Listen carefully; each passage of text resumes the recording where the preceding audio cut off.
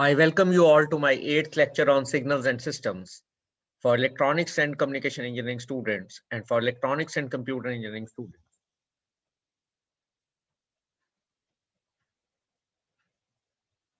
Today I'm going to discuss causality for LTA systems, that is causality for linear time invariant systems. The output of a causal system depends only on the present and past values of the input to the system. By using the convolution sum and convolution integral, we can relate this property to a corresponding property of the impulse response of an LTI system.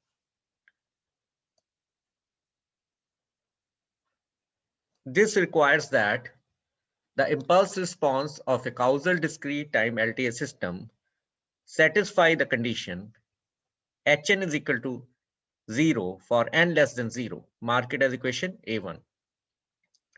Therefore, the impulse response of a causal LTI system must be 0 before the impulse occurs, which is consistent with the intuitive concept of causality. Now, this is the condition which need to be fulfilled. Now, example, the system Yn is equal to 2xn plus 3 is nonlinear, as discussed in previous lectures. As it doesn't satisfy the condition of initial rest with Yn is equal to 3 for xn is equal to 0. That is, when input xn is 0 here, then output Yn is 3. So this system is said to be nonlinear, but it is a causal and memoryless system.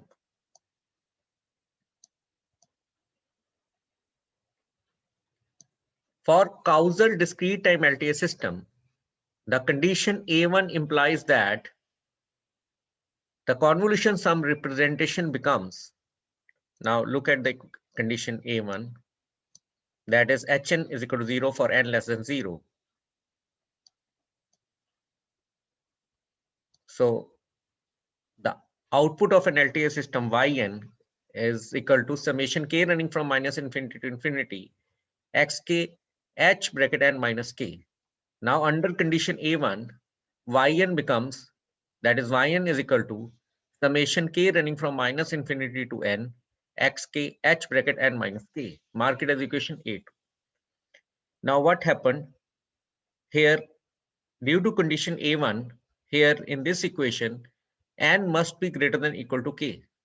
So the upper limit of this summation is n. I repeat, here due to condition A1, n must be greater than equal to k. Therefore, in this summation, upper limit is n. That is, k is varying from minus infinity to n in this summation. And the alternative form becomes Yn, the output of an LTA system, is equal to summation k running from minus infinity to infinity x bracket n minus k into hk. Now applying condition A1 here. Now in this summation term, the lower limit becomes 0. So Yn is equal to summation k running from 0 to infinity x bracket n minus k hk. Mark it as equation A3. Because hk is 0 for k less than 0. So we have put the lower limit as k is equal to 0. That is hk is 0 for k less than 0. Similarly, a continuous time LTA system is causal if impulse response ht is equal to 0 for t less than 0. This is very important. And in this case, the convolution integral is given by the output yt of an LTA system is equal to integration minus infinity to t x tau h bracket t minus tau d tau. Mark it as equation A4. And the other form is yt is equal to integration from 0 to infinity h tau x bracket t minus tau d tau. Mark it as equation A5. Now, it is given that for the causal system, ht is equal to 0 for t less than 0. Now in equation A4, here t must be greater than tau. So the upper limit of integration is t. And in equation A5, here h tau is there. So h tau is 0 for t less than 0. So the lower limit of integration is 0. Causality of an LTI system is equivalent to its the causality of an LTI system is equivalent to its impulse response being a causal signal.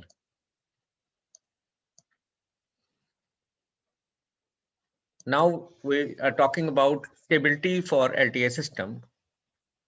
A system is stable if every bounded input produces a bounded output. In order to determine conditions under which LTI systems are stable, consider an input xn that is bounded in magnitude. So xn is the input to an LTI system. Now we are considering it to be bounded in magnitude. So magnitude of xn is less than b. B is some finite value for all n. Mark it as equation B1. Now suppose that we apply this input to an LTI system with unit impulse response Hn. Then by using the convolution sum formula, we obtain an expression for the magnitude of the output of LTI system as magnitude Yn is equal to magnitude summation k running from minus infinity to infinity hk x bracket n minus k. Mark it as equation P2. Now this magnitude Yn is magnitude of the output of an LTI system. But we know that magnitude of Yn is less than equal to summation k running from minus infinity to infinity magnitude of hk into magnitude of x bracket n minus k. So mark it as equation B3. Now from equation B1, look at this. It is evident that magnitude of x bracket n minus k is less than b for all values of k and n. Here b is some finite value. Now using this condition in B3, I can prove that, or it follows that magnitude of output Yn is less than equal to b into summation k running from minus infinity to infinity magnitude of hk for all n.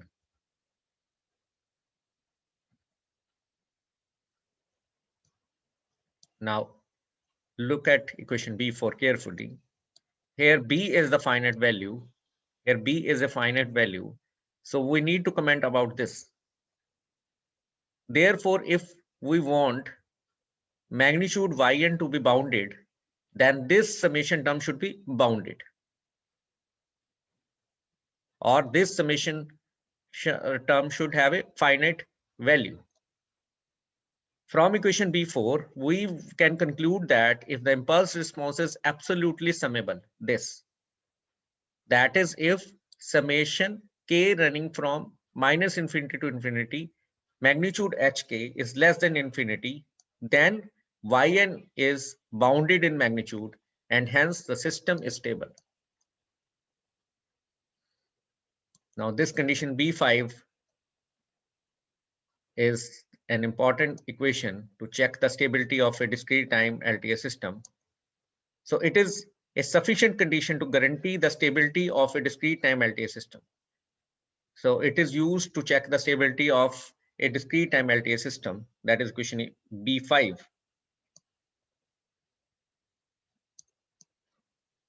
Similarly, in continuous time domain, if magnitude xt is less than b for all t, here b is some finite value, then following the similar strategy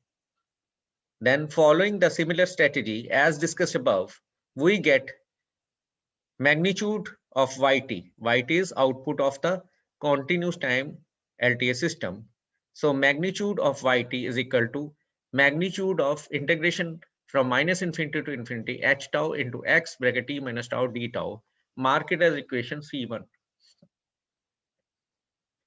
But it is evident that magnitude of yt is less than equal to integration from minus infinity to infinity magnitude h tau into magnitude x bracket t minus tau d tau, mark it as equation C2. So magnitude of yt is less than equal to b into integration from minus infinity to infinity magnitude h tau d tau, mark it as equation C3. Now what I have done, I have substituted this condition here in C2 and found that magnitude of it is less than equal to b into integration from minus infinity to infinity magnitude h tau d tau. Now b is some finite value. So this integration term need to have finite value so that magnitude of yt is bounded. Therefore, the system is stable if the impulse response is absolutely integrable. That is, if this term, that is, if integration from minus infinity to infinity magnitude h tau d tau is less than infinity. Mark it as equation C4. Now we will discuss first example. Consider an LTI system with impulse response Hn is equal to Un. Here Un is step function, unit step function. Comment about its stability. So I will use equation B5 to check its stability.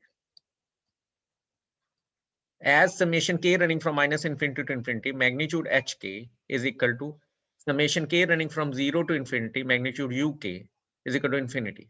Now look at this. In this summation, lower limit is 0 because uk is step function. So uk is equal to 0 for k less than 0.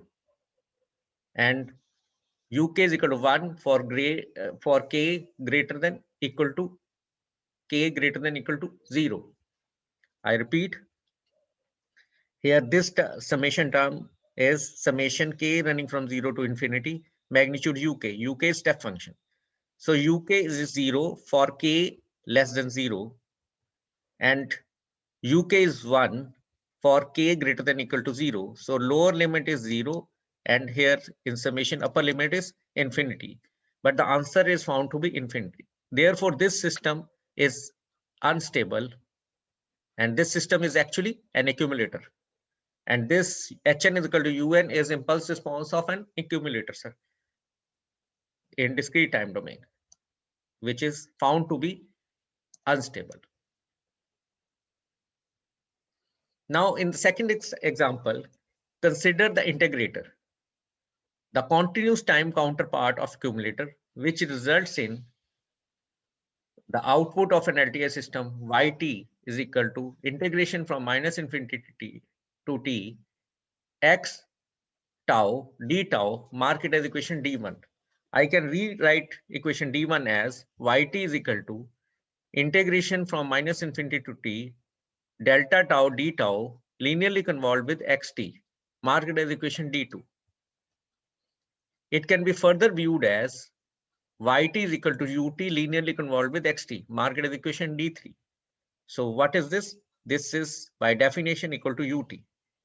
Therefore, the impulse response for the integrator is ht is equal to ut. Here, this ut is actually impulse response of the integrator. Now I need to check the stability of this system. So I will use the condition C4. Now for stability check, integration from minus infinity to infinity, magnitude of h tau d tau is equal to integration from minus infinity to infinity, magnitude of u tau d tau is equal to integration from 0 to infinity d tau, and that is equal to infinity. Here, as we know that u tau is unit step function, which is having value 0 for tau less than 0. So here lower limit of integration is 0 and upper limit is infinity because u tau is having value 1 for tau greater than 0. But the final answer of this integration is infinity. Since the impulse response is not absolutely integrable, therefore the system is not stable. So this is how we check the stability of continuous time LTS system. Now we will discuss the unit step response of an LTS system. This is a little bit different article. Here, input given to an LTI system with impulse response Hn is un, that is unit step function or unit step signal is given to the discrete time LTI system with impulse response Hn, then the output of that LTI system is Sn, which is equal to un linearly convolved with Hn, and that is equal to summation k running from minus infinity to n hk, mark it as equation E1. Now we will discuss this first. For this discrete time system using equation E1, it can be shown that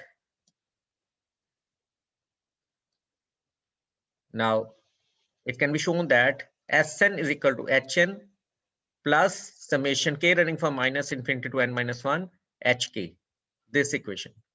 I will expand this summation and I will represent it again as Sn is equal to Hn plus summation k running from minus infinity to n minus 1 hk. And what is this? This summation term is S bracket n minus 1. So this leads to equation E3, that is Hn is equal to Sn minus Sn minus 1. The impulse response of this LTS system is the first difference of its step response. So it is the concluding remarks that the impulse response of this LTI system, discrete time LTI system, is the first difference of its step response. The step response is Sn, and therefore Hn is, that is the impulse response of LTI system, is equal to Sn minus S bracket n minus 1. Mark it as equation E3. Now we will discuss the continuous time LTI system when the input is given as unit step function or unit step signal. Now the output is St is equal to ut linearly convolved with ht, and that is equal to integration from minus infinity to t h tau d tau, mark it as equation E2. Now for this continuous time system using equation E2, it can be shown that d by dt of st, that is first derivative of st, is equal to ht. So another conclusion is that the unit impulse response is the first derivative of the unit step response for this continuous time system.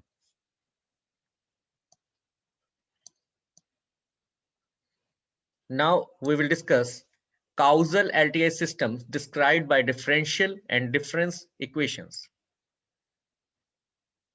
An extremely important class of continuous time systems is that for which the input and output are related through a linear constant coefficient differential equation. Equations of this type arise in the description of a wide variety of systems and physical phenomena. Now, a general nth order linear constant coefficient differential equation is given by equation G1, that is summation k running from 0 to n ak multiplied by kth derivative of yt with respect to t, and that is equal to summation k running from 0 to capital M bk into kth derivative of xt with respect to t. Here yt is the output of LTI system and xt is the input to the LTI system. The order refers to the highest derivative of the output yt appearing in this equation, that is n.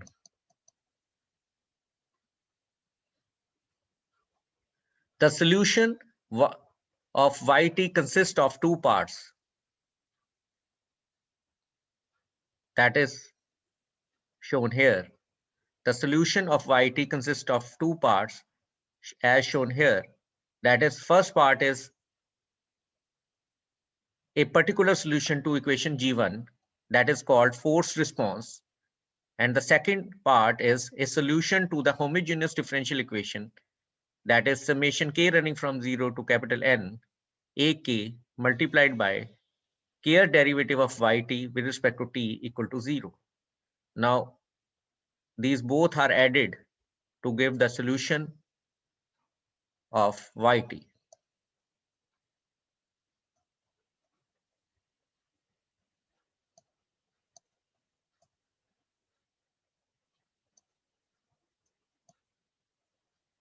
The solutions to this equation, that is summation k running from 0 to capital N ak into kth derivative of yt with respect to t is equal to 0, are referred to as natural response of the system.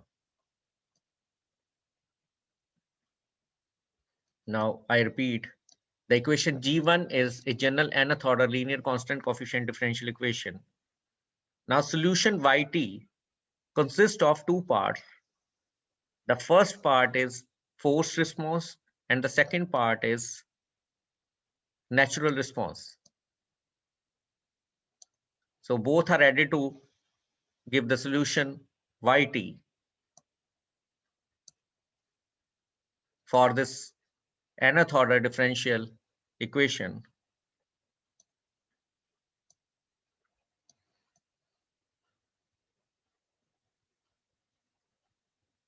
Now block diagram represent the block diagram representation of first order systems.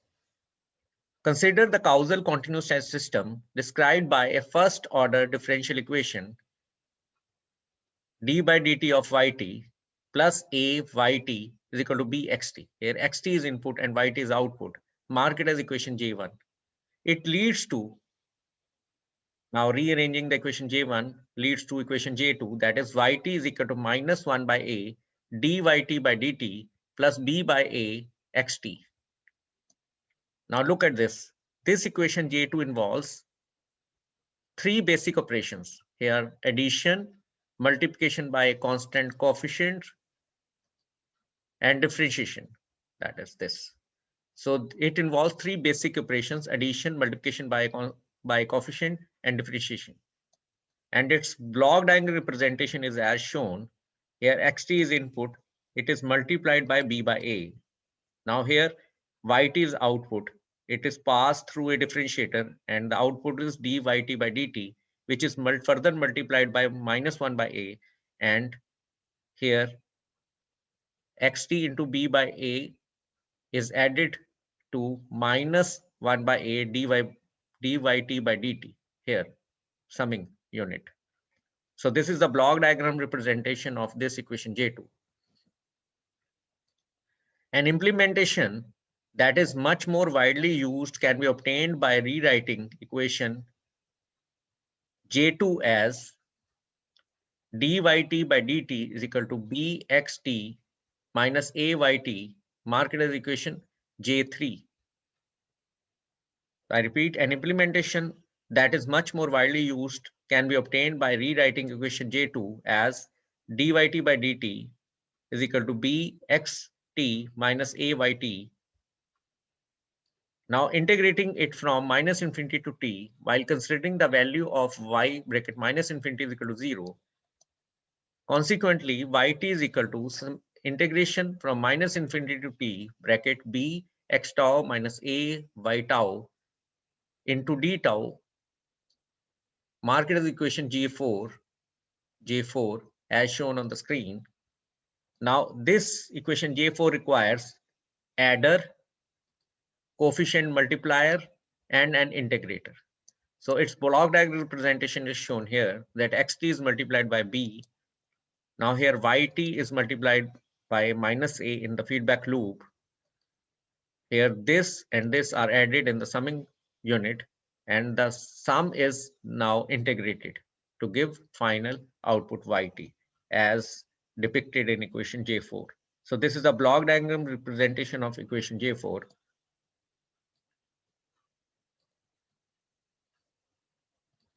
Now for discrete time systems, the nth order linear constant coefficient difference equation is represented as summation k running from 0 to n ak y bracket n minus k is equal to summation k running from 0 to capital M, bk x bracket n minus k, mark it as equation k1. The solution yn can be written as the sum of particular solution to equation k1 and a solution to homogeneous equation, that is summation k running from 0 to capital N ak y bracket n minus k is equal to 0. And the solution to the homogeneous equation are often referred to as the natural responses of the system. Now, first order systems block diagram representation.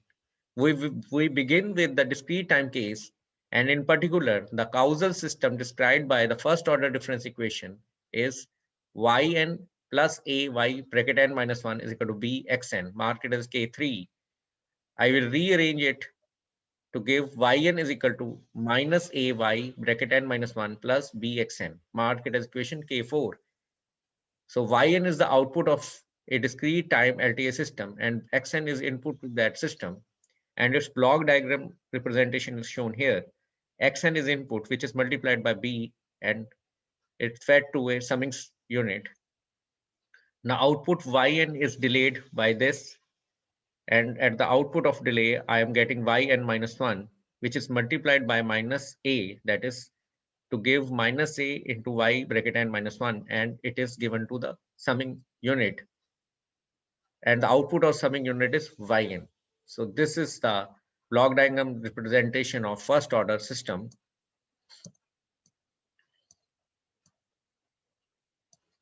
Now the noteworthy points or facts. In continuous time domain, if xt is equal to 0 for t less than equal to t naught, we assume that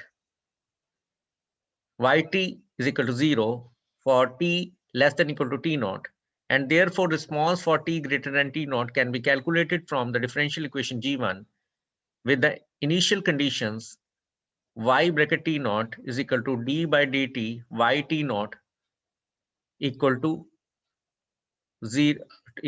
0, and other derivatives at t is equal to t naught are also equal to 0 here as shown.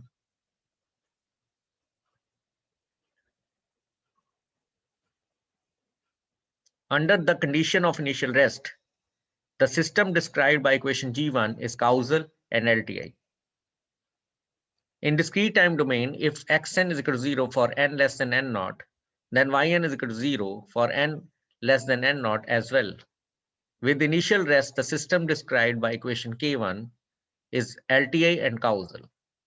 Now we will consider one example. Consider the difference equation yn is equal to 1 by 2 y bracket n minus 1 plus xn. Comment about the impulse response of this system while considering condition of initial rest. We impose the condition of initial rest and consider input as xn is equal to k delta n. Delta n is unit impulse function defined at n is equal to 0. So xn is equal to k delta n. In this case, since xn is equal to 0 for n less than equal to minus 1, the condition of initial rest implies that yn is equal to 0 for n less than equal to minus 1, so that we have an initial condition y bracket minus 1 is equal to 0. Starting from this initial condition, we can solve for successive values of yn for n greater than equal to 0 as follows. Now, using this equation, y0 is equal to x0 plus 1 by 2 y minus 1 is equal to k.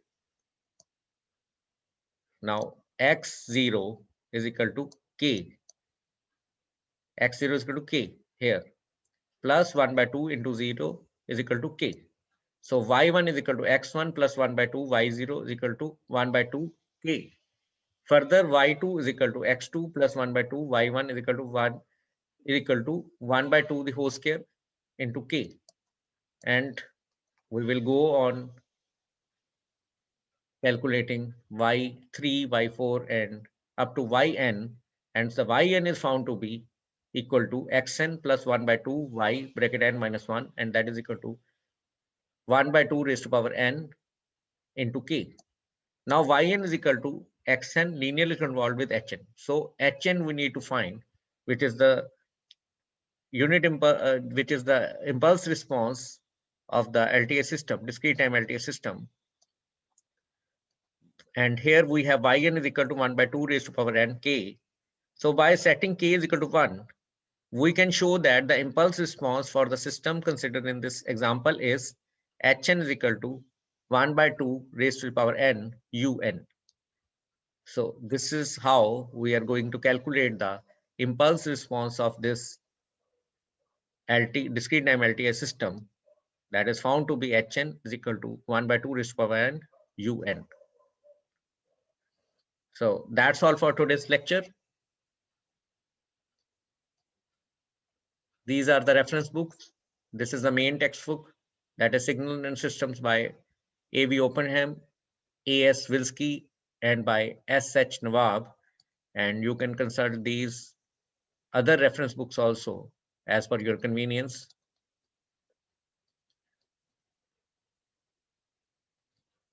Thanks for attending this session on Signal systems. See you in next lecture. Have a nice day.